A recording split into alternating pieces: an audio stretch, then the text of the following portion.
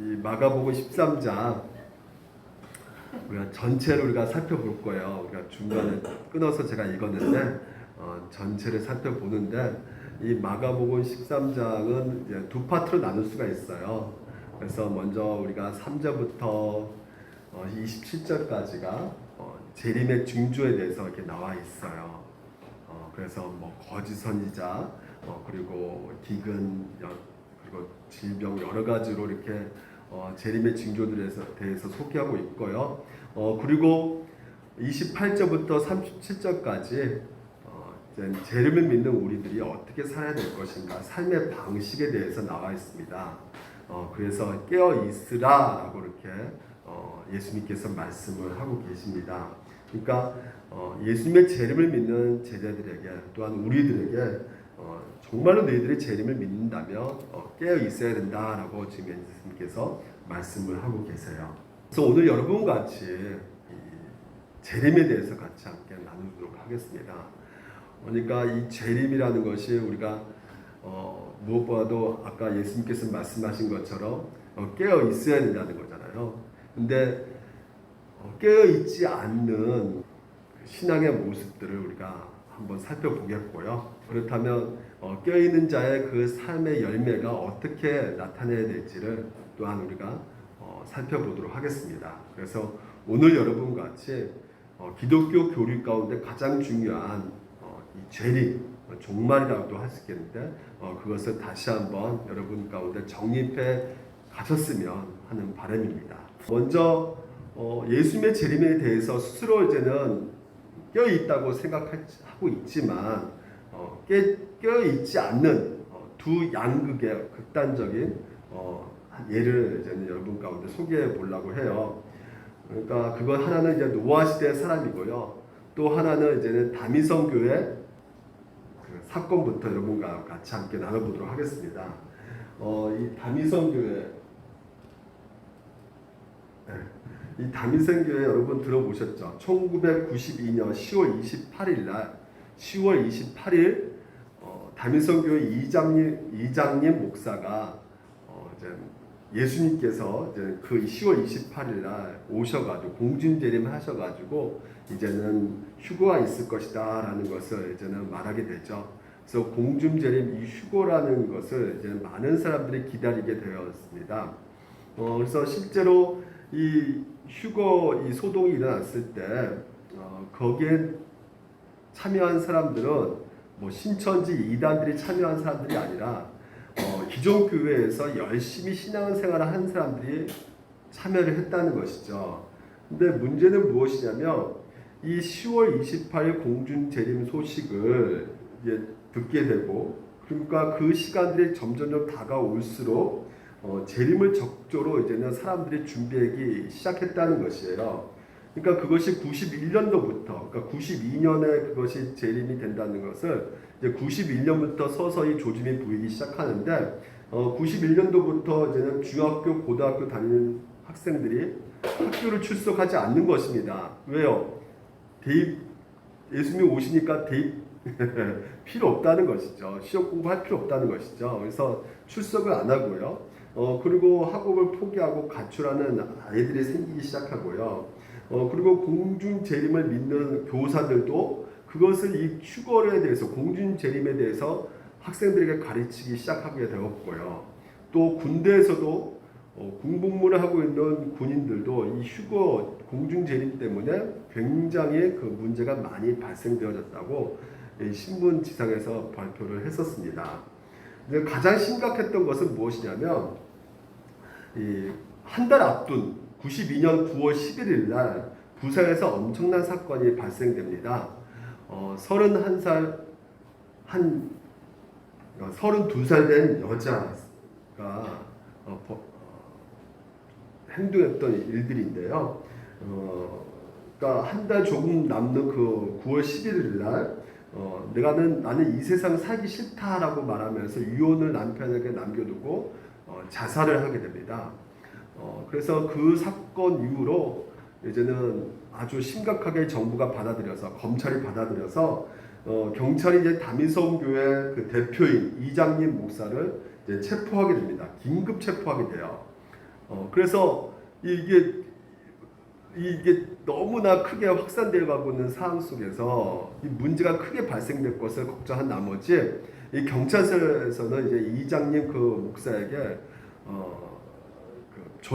신도들에게 편지를 쓰게끔 합니다. 그래서 편지 내용이 뭐냐면 휴거되지 않더라도 결코 신망하지 말고 난동 부리지 말고 차분히 신앙생활을 정지하는 삶을 사십시오라는 이 편지를 쓰게끔 하게 되는 것이죠.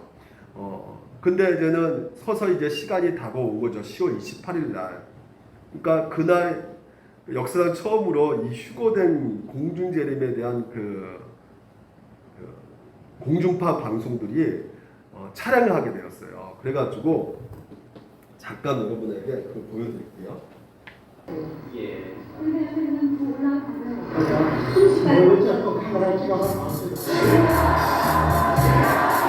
우리의 소망은 오직 그거기 때문에 수호가 일어나면은 그는 죽을 걸 믿습니다. 일곱 살 휴거가 뭔지 알아요? 뭐예요? 예수의 공동체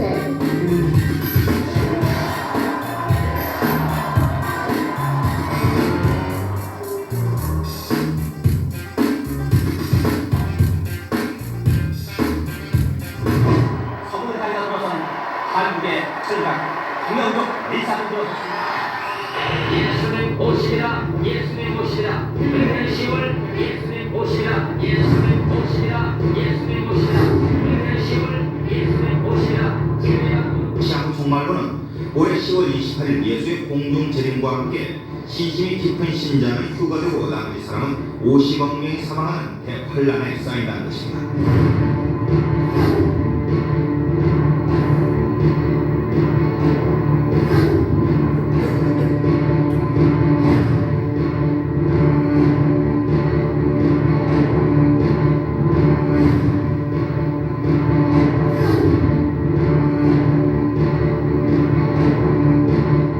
옆에 있는 사람이 갑자기 올라가고 그렇게 됩니까? 깜짝깜짝요. 예. 그러면 또 올라가면 이 교회 누가 하늘에 올라갔는지 확인하기 위해서 신자들의 옷에 이름표를 붙이기로 했습니다. 아, 이게 무엇이었구나. 기도를 했습니다, 이게. 우리가 이거가 됐구나. 그렇죠.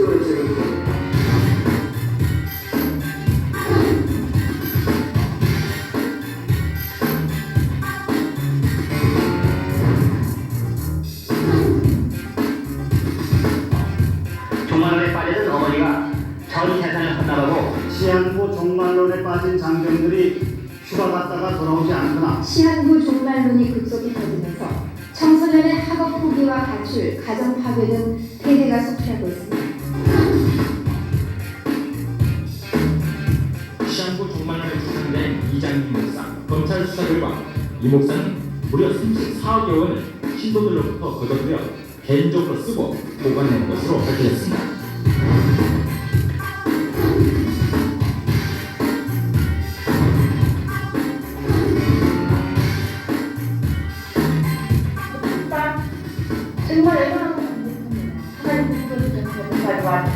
이장님 목사의 부족은 마치 예수가 십자가에 못 박힌 이전 고난을 당했던 것처럼 종말이 더욱 가까웠음을 보여주는 것이라는 얘기입니다.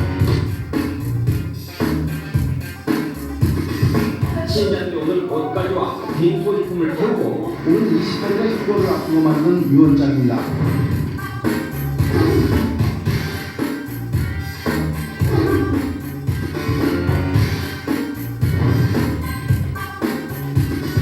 목사님들 휴거를 당하십니까? 저는 휴거했습니다. 저 7년 하다 살았습니다. 목사님과 목사님 가족들 휴거를 하지 않습니다.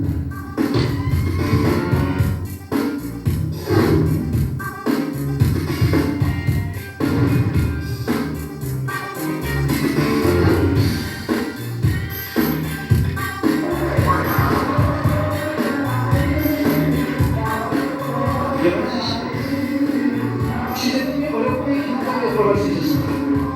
정신을 화이트 오픈 제조업체와 엄청난 연기가 몸을 움츠러들게 합니다.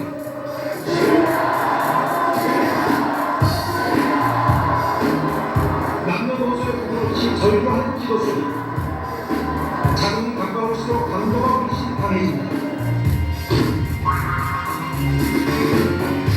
목사님 어떻게 됩니까? 여기가 다만 그래서 많은 방송이 있는데 원래 우리 영적인 수도 차이가 없다고 말씀하셨어요. 오늘 24시까지 24시 지났어요. 또 어떤 또 역사가 있을지 조금 더 기다려 보겠습니다. 예, 원래 이게 좀 자신 없었던 분은 아니잖아요. 어떻게 하셨어요? 보시고 나서요? 실제로 부산에서는 11시 50분에 거기 있는 3분의 2가 나팔 소리까지 들렸다는 보도도 있다고 합니다. 그래서 결국 휴가 안 됐잖아요. 그래서 이장님 목사가 나오면서 기자회견할 때 이렇게 말했어요. 앞으로는 웨스트민스터 신앙 고백서를 따라서 교회를 건강하게 다시 잘 가르치겠다. 우리가 한번 생각해 봐야 될 것이 무엇이냐면 이번 다민성 교회 이 사람들이 예수님을 기다린다는 것은 여러분 어떻게 생각합니까? 여러분 재림을 확실하게 믿고 있는 것 그것은 잘못된 것이 아니죠. 믿는 사람은 재림을 소망해야 됩니다. 믿고 있어야 되는 것이에요. 그리고 열정적으로 또한 기다리고 사모해야 되는 것입니다. 그것은 잘못된 것이 아니에요. 그럼 무엇이 문제입니까? 이 다민성 교회가 바로 깨어있지 않았다는 것입니다. 그러니까 예수님께서 재림 얘기하면서 뭐라고 말씀하시냐면 깨어있으라 깨어있으라 그러므로 깨어있으라 깨어있으라 무려 4번씩이나 말씀합니다. 그러면 깨어있는 것은 두 가지 조건이 있어요. 그 첫 번째 뭐냐면 하나님 뜻이 무엇인지를 알고 있어야지만 깨어있는 것이죠.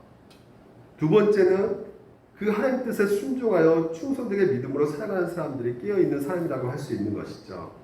근데 다민성 교회 사람들은 그것을 하지 못하고 있는 것이죠. 하나님의 뜻을 모르는 거예요. 근데 하나님의 뜻은 분명하죠. 오늘 31절 30절 뭐라 말하죠? 그날과 그때는 안다 모른다. 모른다고 예수님께서 분명히 2번씩이나 말을 했단 말이죠. 그러니까 이게 모르는 게 하나님의 뜻이란 말이에요. 오직 누구만 아신다는 것이니까 성부 하나님만 아신다는 것입니다. 그날과 그 시는요.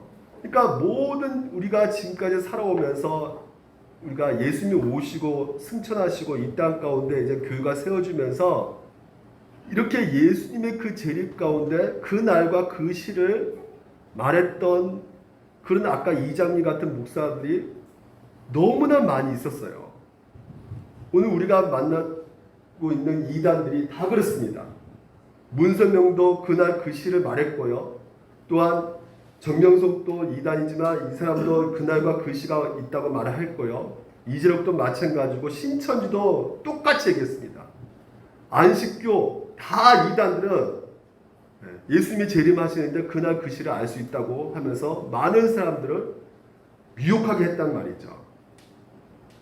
그러니까 그 사람들의 잘못이 무엇이라고 말할 수 있어요? 깨어있지 못하는 것입니다. 그러니까 깨어있지 못한다는 것은 하나님 뜻을 모르고 있고 그래서 하나님 뜻을 오해해가지고 곡해하고 있는 것을 보게 된다는 것이죠. 그래서 성경에서는 오늘 우리에게 말하고 있잖아요.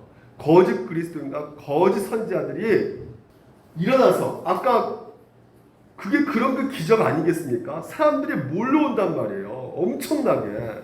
근데 그런 것을 보면서 너희들 미혹당하지 말라는 것이죠. 어떻게든지 할 수 있거든. 이 선택하는 사람들을 속인단 말이에요. 삼가라. 이미 내가 미리 너에게 다 얘기해준다. 하나님께서 이미 우리 가운데 말씀을 하셨다는 것이죠. 그러니까 깨어있는 사람들이 무엇입니까? 지금 현재 이 다민성 교회 사람들은 깨어있는 것이에요? 아니란 말이죠. 완전히 혼미한 상태에 있는 것이죠. 혼미한 상태에서 정신을 못 차리고 있는 것입니다. 하나님께서 계산하지 말라는데 시간을 말하지 않았는데도 막 굳이 하나님 모른다고 하시면서 예수님께서 모른다고 하셨는데도 불구하고 분명히 뭔가 있을 거 하면서 계속 기도하면서 계시를 받게 되는 것이죠. 그래서 계시 받는데 그 계시가 10월 28일이라는 그 계시를 받게 돼가지고 그렇게 정신없는 행동을 하고 있단 말이죠. 그러니까 하나님의 뜻을 모르니까 그 뜻에 순종하는 삶이 아니라 그 뜻에 배반하는 삶을 이 다민성교회 사람들이 하고 있단 말이에요. 주부가 가정을 버려버립니다. 학생들이 학교를 버려버려요. 군인이 군대를 버려버립니다. 하나님께서 주신 자리가 있는데 그 자리가 직장이면 직장에서, 주부는 가정에서, 학생은 학교 그 자리에 있어야 되는데 그 자리를 박차버리고 하나님께서 분명히 말씀했음에도 불구하고 거기에 순종하지 않는, 충성하지 않는 불순종의 모습으로 살아가는 이들의 모습을 우리가 볼 수가 있다는 것이죠. 여러분, 때를 알고 싶으시죠? 여러분, 예수님이 오신 날을 우리가 알면 어떻게 믿음이 더 잘 생길 수 있을까요? 어떨까요? 왜 사람들이 그날 그 시를 궁금할까요? 우리 예수님께서 우리의 마음을 너무나 잘 알고 계시는 것 같아요. 주인이 나가서 이제 종들에게 그것을 맡겨요. 사물을 맡긴다고 해요. 근데 이 문지기에게 깨어 있으라 명과 같으니, 자, 깨어 있으라고 말을 합니다. 그러니까 너 이거 잘 맡아가지고 잘 관리해 이렇게 말했는데 그 종이 주인을 정말 신뢰하고 사랑한다면 그걸 잘 관리해야 될 텐데 관리하지 못하는 것이에요. 그러니까 주인의 의도 없이 상관없이 자기 멋대로 행동하는 것입니다. 그러니까 여러분, 만약에 우리가 예수님께서 언제 오신다는 것을 우리가 알게 되면 그것을 가지고 주인을 속이는 수단으로 삼게 된다는 것이죠. 그러니까 예수님께서 언제 오신다, 재림하신다 그러면 아마 여러분 여기에 있을까요? 아마 교회가 텅 비어 있을 것 같아요. 그리고 D-Day, 예수님이 오시는 날 한 열흘부터 붕의 역사가 일어날 겁니다. 막 내가 기도한 사람이 막 밀려올 거예요. 회개운동이 일어날 것이고요. 바르게 살려고 노력하겠죠. 그러니까 하나님을 향해서 흔들리지 않는 신실함을 갖는 것보다도 태만하고 방조하는 것이요, 더 매력적으로 보이는 제대로 우리 본성 가운데 작용되어 가지고 우리는 너무나 방조하고 우리는 너무나 태만하기 때문에 일부러라도 우리 가운데 알너를 주시는 것이 은혜겠구나라는 생각을 해보게 된다는 것이죠.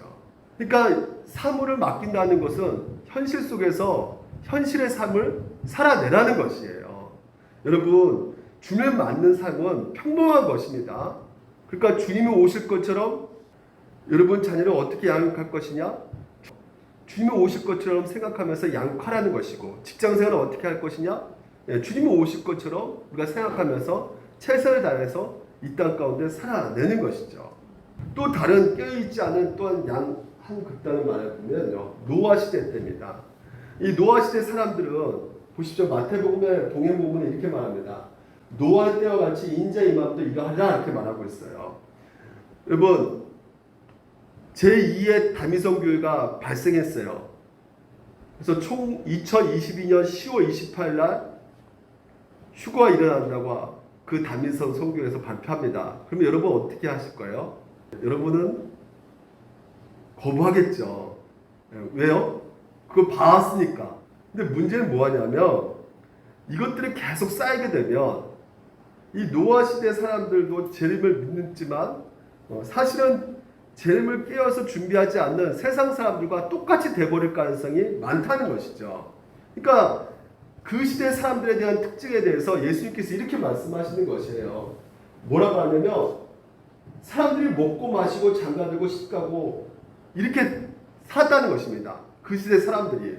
근데 여러분, 사람들이 먹고 마시고 장가들고 시집가고 이거 잘못된 겁니까? 여러분, 먹고 마셔야 됩니다. 시집 장가 가셔야 되는 것이에요. 그렇죠? 성조 성민이 장가 가야 됩니다. 자녀 낳아야 돼요. 근데 뭐가 문제입니까? 먹고 마시고 시집가고 장가 가기만 했다는 거예요, 여러분. 재림을 기다리지 않는 사람도 먹고 마시고 장가들고 간단 말이죠. 그러니까 재림을 믿고 기다리는 사람은 어떻게 된다고 말씀하고 있냐면 예수님께서 깨어 있어야 된다고 말하는 것이에요. 그러니까 깨어 있는 사람들은 하나님 뜻이 무엇인지를 알아야 되는 것이고 그 뜻에 맞게끔 순종하게끔 삶을 살아내야 된다는 것이죠. 그러면 노아 시대 때 하나님 뜻은 무엇일까요? 노아의 방주를 만들어라, 그게 하나님의 뜻 아니겠습니까? 그러니까 너희들 힘있게 먹고 마시고 힘을 내어서 방주를 만들라는 것이 하나님의 뜻인데 먹고 마시고 이것만 하는 거예요. 하나님 뜻은 관심을 갖지 않는 것입니다. 그래서 실제로 하나님 뜻에 따라서 노아는 열심히 방주를 만들게 되죠. 그게 10년, 20년, 30년 걸릴지 모르지만 끝까지 그 방주를 준비하게 되는 것입니다. 근데 방주를 준비하면서도 그 방주를 보면서 그 노아 시대 사람들은 그걸 보면 좀 정신 차리고 돌아와야 될 텐데 누굴 욕합니까? 누굴 조롱해요? 노아를 조롱하고 비웃는단 말이죠. 그래서 방주가 다 완성되었습니다. 비가 내려요. 그런데도 어떡합니까? 사람들이 돌이키지 않는 거예요. 그냥 비 왔으면 어저께 비 많이 왔잖아요. 폭우가 쏟아지네. 이 정도로밖에 생각 안 하는 것이죠. 그러니까 하나님께서 세상을 심판할 때까지 관심을 갖지 않는 것이에요. 껴있지 않는 것입니다. 그러니까 방주를 만들어서 거기서 예배하라고 하나님께서 말씀하시고 그 말씀 가운데 순종하면서 따라야 될 텐데 시집가고 장가가기만 한 거예요. 오늘 여러분 우리가 이 예수님께서 우리 가운데 말씀하신 것을 보면서 우리가 깨달아야 될 것이 무엇인가? 고등학생이 저한테 질문합니다. 목사님, 고3 이제 한 1년 만은 제가 지금 고2까지 열심히 다녔으니까 고3 한 학년만은 내가 대학교 입시 준비해야 되기 때문에 내가 학원 다녀서 내가 1년만큼은 내가 좀 빠질게요. 그리고 대학교 다녀서 그때 대학교 합격하고 대학교 다니면서 내가 열심히 내가 못한 신앙생활 열심히 할게요. 또 어떤 분 목사님 내가 반듯한 직장 가기 전에 내가 직장 가진 일 때문에 전력 투구하기 때문에 내가 이번만 1년만큼은 내가 교회 주일 예배 좀 빠지겠습니다. 그리고 내가 원하는 직장 가지면 그때 가서 신앙생활 열심히 하겠습니다. 근데 만약에 여러분 고3 시험 딱 마치고 대학교 들어가기 전에 물론 좀 기분이 나쁘겠지만 하나님께서 불러가시면 어떻게 될까요? 하나님께서 그냥 불러가실 수 있잖아요. 그렇죠? 직장 합격한다 할지라도 그 전에 하나님께서 또한 불러갈 수도 있단 말이죠. 그러니까 여러분 우리가 재림을 생각하면서 우리가 꼭 기억해야 될 것이 무엇이냐면 하나님께서 나에게 지금 이 사회에서 하나님의 원하는 뜻이 무엇인가를 깨달으셔야 된다는 것이죠. 지금입니다. 지금 우리가 아무리 그런 미래에 대해서 거룩하게 계획을 가진다고 할지라도 깨어있는 그 믿음의 열매가 있어야 되는 것이죠. 전도서 2장에서 그리고 우리에게 이 구약성경에서도 늘 그 시편에서도 보게 되면 우리에게 그것을 말씀하고 있는 것이에요. 깨어있으라는 것을 궁극적으로 보십시오. 전도서 2장에 나의 사역을 크게 하였노라. 내가 나를 위하여 집들을 짓고 포도를 일구며 낳는 노비들 사기도 하였고 그러면서 끝에 빨간 것이 내가 소와 양떼 소를 다 많이 가졌다는 것이 그러니까 내 마음 가운데 즐거워하고 싶고 내가 가지고 싶은 거 다 가졌다는 거 이 세상 살면서 기뻐하는 거 내 마음에 추구하고 싶은 것들 가졌다는 것입니다. 근데 이 전도서 저자가 고백하는 그 고백이 무엇이냐면 다 가지고 다 해봤더니 뒤를 돌아봤더니 이 모든 것이 내게 무슨 이익이 있으려 할도다. 이것 다 뭐라고요? 헛되다라는 것이죠. 내가 하고 싶은 일 내가 열심히 해서 추구해봤더니 그래서 누리고에서 살아봤더니 심지어 내가 거기에서만 몰두했고 먹고 마시고 장가고 시집가기만 몰두했는데 정말 하나님 뜻을 깨닫고 그 뜻에 충성하면서 순종하면서 하나님께서 그런 모습 보면서 너 잘했다 칭찬했던 그런 삶이 보니까 없다는 것이죠. 우리가 마가복음 12장에서 바리새인 서기관들과 예수님이 논쟁하면서 봤습니다. 그들의 문제가 무엇입니까? 유선자예요. 겉과 속이 다른 것입니다. 끝과 속은 무엇이에요? 온통 세상 것으로 가득 차 있는 것이죠. 기득권 세력, 번영. 그래서 그 예루살렘 성전 가운데 이 제사장과 서기관들이 예배하는 것을 보고 그 제자들도 나도 그대로 되겠구나. 저렇게 화려한 데서 웅장한 데서 나도 저렇게 인도하겠구나 하면서 예수님께 질문을 던지죠. 이 예루살렘 성전을 보십시오. 얼마나 화려합니까? 얼마나 멋있습니까? 우리가 이제 여기서 우리가 예배인도 합니다. 근데 예수님께서 뭐라 말씀하세요? 지난 시간 말씀인데 돌 위에 돌을 하나도 남기지 않고 무너진다는 것이에요. 세상 것은 무너진다는 것입니다, 여러분. 하나님보다 더 사랑한 것들은 사라지게 돼 있단 말이에요. 여러분, 그것은 우리 눈으로도 너무나 본 것이요. 9.11 테러 사건도 우리가 분명히 보지 않습니까? 9.11 그것도 미국의 경제력의 핵심이에요. 쌍둥이 빌딩. 무너지잖아요. 그거 누가 알았겠습니까? 그렇게 무너질지. 하나님께서는 우리 가운데 끝이 있다는 것이에요. 그러니까 개인적 종말이 있다는 것입니다. 그러니까 우리가 조직신학 제가 배웠잖아요. 조직신학에 종말이 두 가지 종말이 있다래요. 개인적 종말이 있고 우주적 종말이 있다는 거예요. 우주 종말은 뭘까요? 예수님이 재림할 때 종말이에요. 그러니까 개인적 종말이 있는데 성경에서는 분명히 이렇게 말하고 있어요. 복스러운 소망과 우리의 크신 하나님의 구주 예수 그리스도의 영광이 나타나시면 기다리게 하셨나니. 예수님이 나타나실 때, 다시 말해 예수님이 재림하실 때 그걸 뭐라 말하고 하냐면 복되다는 거예요. 행복한 소망이라고 말하고 있는 것이죠. 여러분, 행복한 소망을 갖고 계십니까? 우리 믿는 사람들에게는 종말은 복이에요. 아멘? 네. 개인적 죽음까지도 믿는 사람에게는 축복입니다. 네. 아멘 잘 안 나오죠? 네. 이렇게 행복하고 축복된 것을 잘못 가르치고 있기 때문에 문제가 생기는 것이란 말이죠. 오늘 여러분 우리가 이 징조에 대해서 우리가 살펴보았잖아요. 재림의 징조에 대해서 우리가 많이 생각하는데 이 재림의 징조라는 것은 무엇이냐면 카운트다운, 그러니까 임박성을 얘기하는 것이에요. 우리가 우선 출발할 때 10, 9, 8 이렇게 카운트다운 세잖아요. 그러니까 예수님이 오시는 것이 바로 이제 카운트다운, 임박했다는 것입니다. 그래서 임박함에 살아가고 있는 신앙 가운데 너희들 지금 봐라. 지금 현재 돌아가는 세계를 봐라. 나라가 나라를 대적하고 지금 현재 우크라이나 전쟁이 이렇게 많이 일어나지 않느냐? 그리고 지금 기근이 많이 생기지 않느냐? 코로나19가 많이 생기지 않느냐? 그러니까 지금 현재 말세다. 이게 바로 뭐라고 하는 것이에요? 재림의 징조란 말이죠. 근데 오늘 우리가 일어나는 이 징조는 합시다. 말세 징조. 말세 징조. 말세 징조란 말이죠. 카운트다운 임박한 그 징조가 아니라 말세 징조는 무엇이냐면 예수님이 이 땅에 오셨잖아요. 초림하셨잖아요. 그리고 지금 현재 다시 오시잖아요. 그 모든 기간이 뭐예요? 말세 기간이란 말이죠. 그러니까 우리가 200년 전에도 말세 기간에 살아갔던 것이고요. 500년 전에도 말세 집안에 살아갔던 사람들이었단 말이죠. 그때도 기근이 있었고 그때도 전쟁이 있었고 그때도 질병이 있었고 그때도 거짓 선지자들이 있었단 말이에요.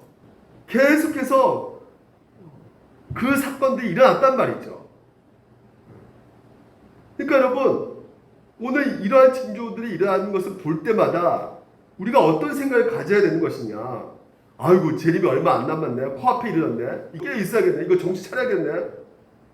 우리가 그런 것이 아니라 재림의 임박성에 있는 것이 아니라 재림의 확실성. 다시 말해서 예수님께서 반드시 오시는 거구나. 확실 가운데 서 있어야 된다는 것이죠. 우리가 듣던 유튜브만 켜도 보는 설교들이 어디에 많이 가깝냐면 재림의 임박성이란 말이에요. 그래가지고 야 코로나 바이러스, 신종 코로나 바이러스 보십시오. 지금부터 재확산되고 있지 않습니까? 그러니까 보십시오. 이 마가복음, 마태복음 13장, 24장 보면 재림의 징조를 보시면서 한번 정신 차려야 되지 않습니까? 예배에 안 나오면 큰일 납니다. 내일 주님이 재림하실 수 있는데 이렇게 살면 안 됩니다. 큰일 나요. 예수님이 오시는데 그런 설교 여러분이 들으시면 안 된다는 거예요. 그러니까 재림 임박성 가운데 어떤 행동이 나온 거예요? 다민성교가요. 가정을 팽개치는 모습이 나온단 말이죠. 불균형적인 신앙생활이 나온단 말이에요. 그러니까 재림의 확신성 무엇이냐?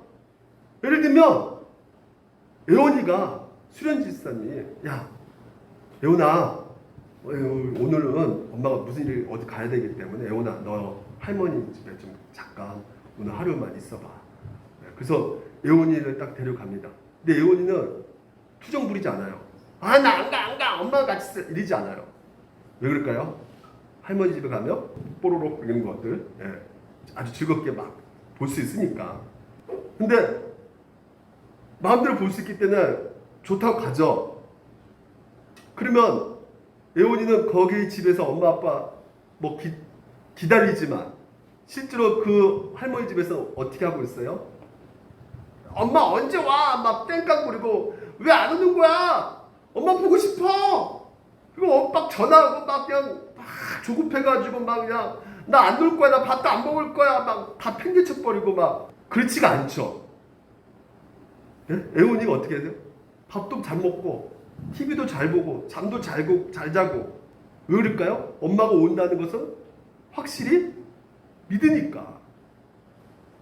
그래서 엄마가 저녁 때 오면 엄마 왔다 그러면 엄마 보고 싶었어 이 한마디 하고 할아버지 할머니 빠빠이 하면서 이제 가는 거란 말이죠. 예. 이게 바로 확실함이란 말이에요. 이 임박성은 여러분을 한시도 가만히 두지 않습니다. 막 조급하게 만들어요. 그래서 막 보통 여러분 우리가 가정에서도 보게 되면 어른이를 만났을 때 가장 중요한 것이 무엇입니까? 평정심을 잃지 않는 게 제일 중요하지 않습니까? 근데 이 평정심을 잃지 못하고 막 주변에서 막 그냥 어떻게 하지 막 그냥 큰일 났다 이거 빨리 뭔가 해야 되잖아 요동치고 막 더 분산하게 만들면 더 우리 가운데 그 조급함 가운데 엉뚱한 행동을 우리가 하게 될 수가 있단 말이죠. 그래서 여러분 유튜브나 여러 가지 설교 가운데 이런 임박함을 강조하는 그런 설교를 많이 들을 수가 있게 되는데 무엇보다 여러분 가운데 확실히 갖고 있어야 될 것이 무엇이냐? 확실함이란 말이에요. 네. 엄마가 나를 데려올 것이라는 그런 믿음이 있으면 되는 것이에요. 아멘? 그렇게 하기 위해서 우리가 어떻게 해야 되겠습니까? 또 어려서부터 성경을 알았다니 성경 능히 너로 하여금 그리스도 예수 안에 있는 믿음으로 말미암아 구원에 이르는 지혜가 있게 하느니라 이렇게 말하고 있어요. 지금 디모데 후서에서 성경 얘기를 하고 있어요. 누가 말하고 있냐면 바울이 말합니다. 이 바울이 이 디모데 후서를 언제 썼냐면요. 자기가 순교하기 몇 달 전에 썼다는 학자들이 많이 있어요. 그러니까 죽음이 임박하는 그 상황 가운데 자기 제자 디모데에게 빨리 좀 와라. 근데 막상 갔다고 해요. 전승에 오면 디모데가 이 편지를 받고 바울 보러 갔는데 결국은 바울이 순교당하는 것을 이제 알게 되고 궁극적으로 이 바울이 자기가 디모데를 볼지 안 볼지는 모르겠지만 가장 자기의 죽음 앞에 긴박한 상황 속에서 가장 중요한 권면을 이 자기의 아들 디모데, 영적인 아들 디모데에게 하고 싶은데 그게 무엇이었냐면 배우라는 것이에요. 여러분, 바울이 너 앞으로 내가 죽으면 너 혼자 신앙생활 하게 되는데 너를 이끌어가고 너가 정말로 신앙생활 할 때 그 어떤 환경 속에서도 능히 이겨나갈 수 있는 그 능력이 바로 성경에 있다는 것이에요. 그래서 성경을 네가 배우라는 거예요. 그래서 성경이 뭔데요? 성경이 뭐예요? 구원을 이루는 지혜가 있다는 것이죠. 그러니까 우리가 율법의 행위가 아니라 그 앞에 뭐가 있습니까? 예수 그리스도 안에 있는 믿음으로 우리가 믿음으로 구원받는단 말이죠. 율법 행위로 우리가 무슨 공로로 우리가 구원받는 것이 아니라 그것을 그 지혜를 성경을 통해서 우리 가운데 알려주신단 말이죠. 많은 이단 전문가들이 항상 하는 말이 무엇이냐면 왜 사람들이 이단에 빠지느냐, 왜 다민성교의 사람들이 빠지느냐, 뭐라고요? 한 뜻을 모르기 때문에, 다시 말해서 성경을 모르기 때문에 그렇단 말이죠.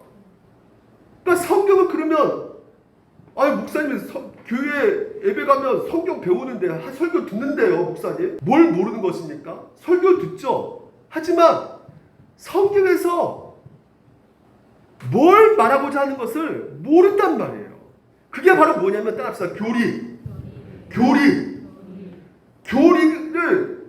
교회에서 가르쳐야 되는데 교회에서 교리를 안 가르치기 때문에 제가 말하는 것이 아니라 이단 전문가들이 대부분 동일하게 말하고 있는 거예요. 교리를 안 가르치기 때문에 대부분 하나님이 누군지도 모르고 예수님도 누군지도 모르고 교회가 뭔지도 모르고 삼위일체도 뭔지도 모르니까 그냥 빠져 들어간다는 것이에요. 뭐 보고? 이적과 기사, 기적을 보고. 아까 보셨잖아요. 그게 이적과 기적이고 그것만 보고 가는 거예요 사람들이. 그래서 우리가 교리를 배우는 거예요. 벨지 신학 고백서, 할데베리크, 웨스트민스터 신학 고백서, 그리고 도르트 신조, 이게 장로교의 핵심 교리입니다. 아유 목사님 이런 거 딱딱해가 이거 뭐 우리가 할데베리크 그냥 그거 다 알고 있는 내용인데 교과서예요. 교과서는 참고서가 아니기 때문에 계속 봐야 되는 것입니다. 이거 교리를 여러분들이 늘상 들어야 돼요. 그러니까 유튜브 갈 때 엉뚱한 이런 임박서를 가지고 막 설교하는 그런 목사들 설교 듣지 마시고 교리 들으셔야 돼요. 교리를.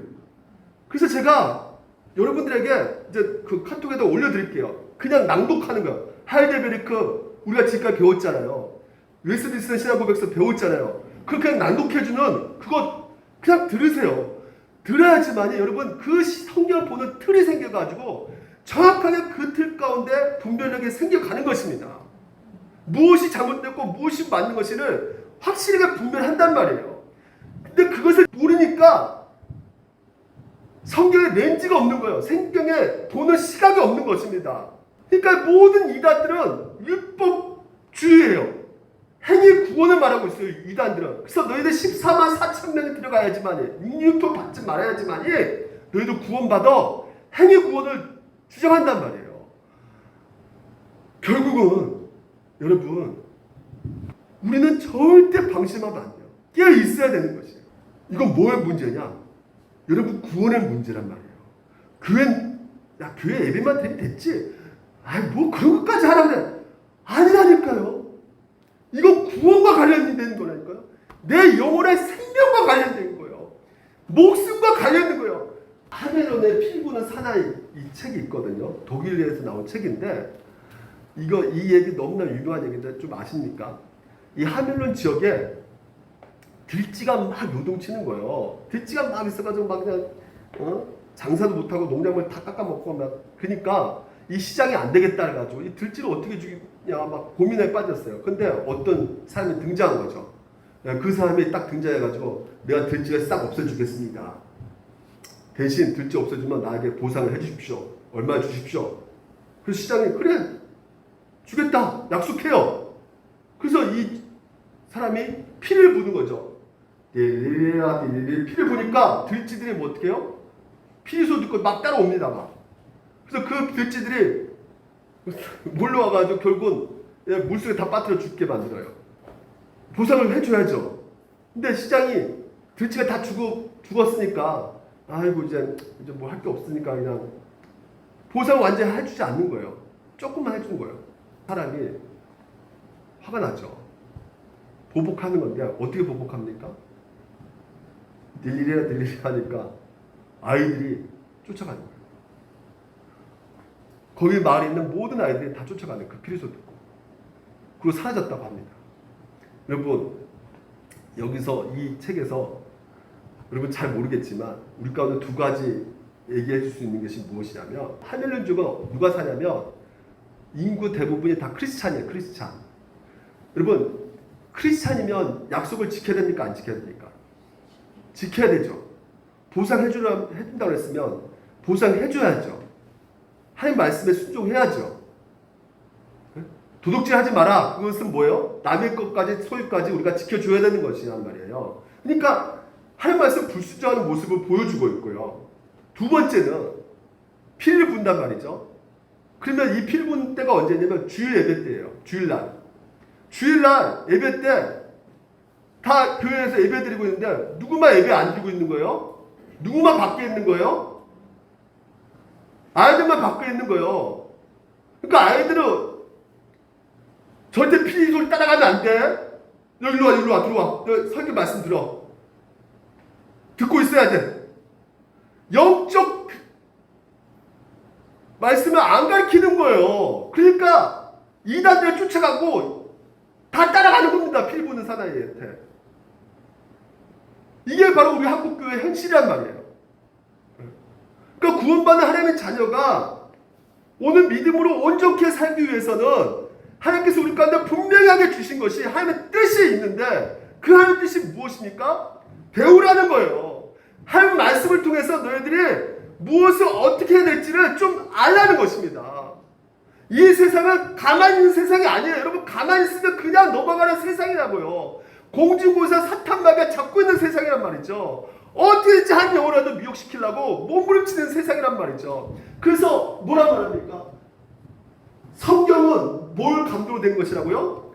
하나님의 감도로 된 것이란 말이죠. 그래서 하나님의 감도로 됐기 때문에 우리가 성경 읽을 때마다 성령께서 우리 가운데 알려주신단 말이에요. 너가 지금 현재 죄가 해결해야 될 죄가 무엇이고 또한 너희가 인생 가운데 너희들이 어려움과 환난을 당했을 때 어떻게 해야 될지를 오늘도 우리 가운데 구원의 확신 가운데 그 믿음 가운데 계속해서 우리 가운데 성령께서 우리 가운데 녹화하시면서 깨닫게 해주신단 말이죠. 그래서 우리 믿는 예수 그리스도 믿는 신자들은 하나님 말씀을 통해서 하나님께서 원하신 뜻이 무엇인지를 항상 듣고 있어야 된다는 것이에요. 이게 바로 뭐예요? 깨어있는 것입니다. 성경은 열려있는 책이에요. 오늘도 우리 가운데 구원에 대해서 말씀하고 계십니다. 하지만 또한 뭡니까? 닫혀있는 책이란 말이죠. 재림의 시간에 대해서 하나님께서 말씀하지 않으셨단 말이에요. 666 그거에 대해서 말씀하지 않으셨단 말이죠. 근데 우리 인간들은 하나님 말씀하지 않는데도 불구하고 파고 들어가는 거예요. 그래서 666 베리칩 백투더 예루살렘 그러니까 제3차 세계대전이 일어난다 지금 현재. 그러니까 지금 또 코로나 재확산되니까 너희들 지금 현재 지금 주님이 재림하신다. 이런 얘기가 한마디 이런 음모론 이런 것들이 유튜브나 차 있단 말이죠. 그러니까 그런 것을 들을 때마다 여러분이 어떻게 되는 것이에요? 너무 이렇게 그런가 보다. 그러네 진짜. 전쟁 일어나네. 기근이 생기네. 이게 코로나가 아직도 있네. 진짜 주님이 오시겠네. 다 영적 쓰레기 정보를 여러분 그것을 들음으로 말미암아 결국은 불균형적인 삶이 나오게 된단 말이에요. 여러분 우리는 미래에 대해서 분명하게 말씀하고 있습니다. 닫혀져 있어요. 닫혀있는 부분은 하나님만 아십니다. 인위적으로 열려고 한다면 큰일 나는 것이에요. 그러니까 성경 풀어갈 때도 이만희처럼 내가 이렇게 해석하는 것이기 때문에 이 해석의 주인공은 나니까 내가 무조건 맞는다. 이렇게 우리는 해석할 수 있는 가능성이 너무나 많았기 때문에 우리가 이 성경을 가지고 내가 느낀 대로 내가 받은 대로 내가 생각한 대로 해석할 수가 있는 것이 너무나 많기 때문에 우리 믿음의 선배들이 이 성경을 몇십 년 동안 연구하면서 성경이 우리 가운데 뭘 말해주고 있는가를 정립시켜 놓고 체계화시켜 놓은 이 교리를 여러분들이 확실하게 알아야지만이 오늘도 여러분 이 악한 세대에서 이겨나갈 수가 있게 되는 것입니다. 오늘 여러분 깨어있으라는 것은 결국 무엇이냐? 오늘 여러분 가운데 일상의 삶이 얼마나 소중한 것이라는 것을 기억하면서 살아가야 된다는 것이에요. 왜 그렇다고요? 아까 주인이 누가 종에게 맡기죠. 사물을 맡긴다는 거예요. 사물을 맡긴다는 것은 현실을 너희가 살아내라는 것이에요. 그러니까 이 땅에 살아갈 때 이 세상 소망을 가지고 있지만요. 이 땅에서 충분히 오늘도 여러분 가운데 뭐가 있습니까? 사명이 있단 말이에요. 그래서 이 땅 가운데 여러분 사명을 감당하는 그 삶을 살아내셔야 되는 것이에요. 이게 너무나 중요합니다. 그러니까 여러분 주일날만 끝난 게 아니라 올해부터 직장에서 가정에서 하나님 주신 사명이 있단 말입니다. 그러니까 그 사명을 감당해내는 삶을 살아내는 것이 하나님의 뜻이고 그 하나님 뜻에 순종하는 삶을 살아내는 것이란 말이죠. 그게 바로 우리의 종말론이에요. 근데 이게 쉽지 않죠. 쉽지 않잖아요. 내일 세상에 종말이 온다 할지라도 나는 사과나무 한 그루 심겠다. 누가 말했는데 근데 여러분 그 사과 한 그루 심겠다. 굉장히 듣기 좋고 나도 믿음이 있으니까 나도 그럴 수 있어. 이렇게 막상 말은 그렇게 하지만 현실을 살아보면 우리가 그래요 안 그래요? 그렇지 않단 말이에요. 걱정이 오는 것이고 불안도 하게 되는 것이고 내일 세상이 끝나면 어떻게 살까 막 이런 걱정이 온단 말이죠. 우리가 예배하고 있지만 내일 세상이 망한다 그러면 여기서 한대로 나 이제 믿음 좋으니까 나는 이제 할렐루야 하면서 막 웃고 그런 사람이 과연 있을까요? 불안하게 된단 말이죠. 불안해요 안 해요? 불안한 것은 당연하단 말이죠. 걱정할 수밖에 없단 말이죠. 근데 그것을 우리 하나님께서 모를까요? 아실까요? 안단 말이에요. 이런 징조들을 우리가 보이잖아요. 기근, 우크라이나 전쟁, 코로나 확산 우리가 봐요. 이런 것들을 볼 때마다 우리가 예수를 믿고 있지만요 불안하단 말이에요. 염려된단 말이죠. 그러니까 하나님께서는 우리 가운데 뭘 주신다? 말씀을 주신다는 것이에요. 보십시오. 여호수아가 보게 되면 여호수아한테 하나님께서 율법책에서 너희보다 떠나지 말게 하며 그것을 주하로 묵상하라는 것이에요. 여호수아가요 누굴 굉장히 의지하고 따랐습니까? 모세입니다. 모세 통해서 모든 기적들을 다 봤어요. 홍해 가는 것도 봤고 광야에서 만나주는 것도 봤고 하나님이 진짜 계시구나 하는 것을 다 눈으로 봤단 말이에요. 구름 기둥 별 기둥 보면서 다 봤단 말이에요. 근데 모세가 죽어버리네. 세상에 멀쩡한 사람이 죽어버리는 거예요. 그 마지막 모세가 설교하면서 두려워하지 마십시오. 여러분 가나안 땅에 갑니다. 그런 설교 분명히 들었음에도 불구하고 여호수아는 무슨 마음밖에 없는 거예요? 두려움이 올 수밖에 없는 거죠. 아니 그 모든 그런 것들을 봤음에도 불구하고 그 안에 두려움과 걱정이 쌓일 수밖에 없는 거예요. 내 인생 어떻게 되지 이거? 큰일 났네. 모세 죽어버려서 가지고. 근데 하나님께서 직접 찾아오셔가지고 이 여호수아에게 뭐라 말합니까? 두려움 가운데 있는 여호수아에게 하나님 말씀을 너희가 들으라는 거예요. 들으라는 거예요. 근데 그 말씀이 뭐가 있습니까?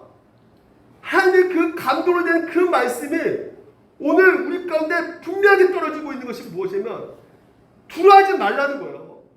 강하고 담대하라. 누가 함께 한다는 것이에요? 하나님께서 너와 함께 하겠다. 아멘?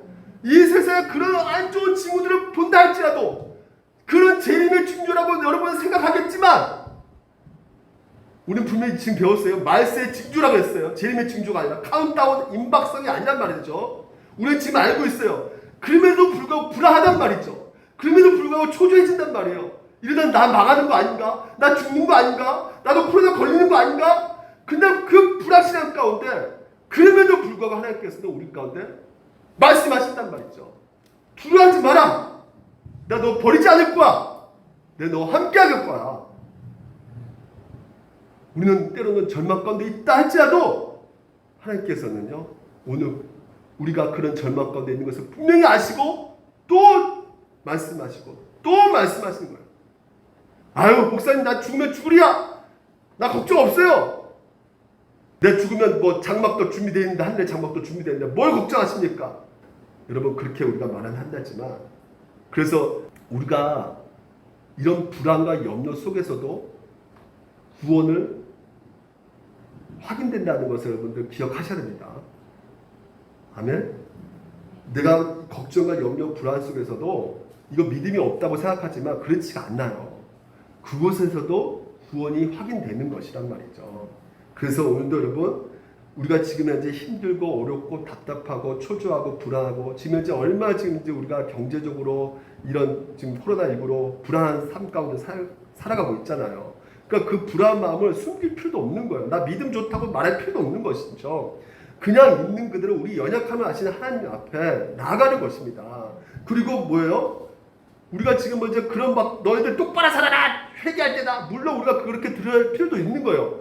우리의 교훈도 드려야 되지만 무엇보다 지금 현재 이 시기는 뭐가 제일 필요한 거예요? 위로입니다. 위로. 서로 위로해주고 격려해주고 힘드니까 지쳐있으니까. 근데 거기에다가 징조다. 너희들 똑바로 안 살아? 이게 아니란 말이에요. 여러분. 하나님께서 여러분을 사랑하고 계시기 때문에 두려워하지 마라. 위로해 주신단 말이에요. 지금도. 힘내라. 나 너 버리지 않을 거야. 함께 하자. 오늘 말씀하고 계신단 말이에요. 오늘 이 진리의 말씀을 여러분들 믿으시고 이 믿음이 바로 여러분들이 깨어있는 마지막 종말 때를 살아가는 신앙인의 모습이라는 것을 여러분들 믿으시고 기뻐하며 걸어가시는 여러분 되시기를 주님을 축원드립니다. 기도하겠습니다.